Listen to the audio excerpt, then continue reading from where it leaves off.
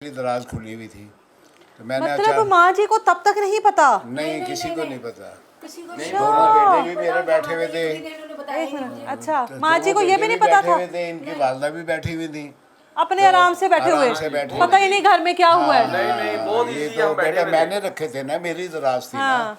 तो मैंने देखा दराज कैसे खुली हुई है।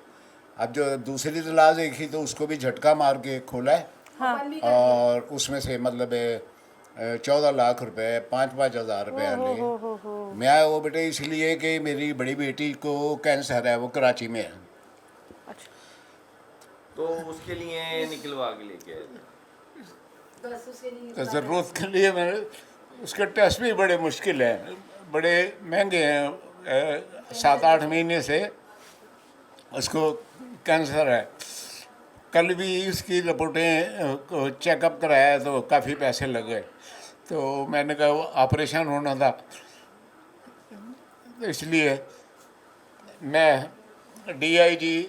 आईजी साहब और थाना गुलशन डाबी से रिक्वेस्ट करता हूँ कि बराए मेहरबानी इन दो मेरी रकम को बरामद लड़कियों किया को जाए।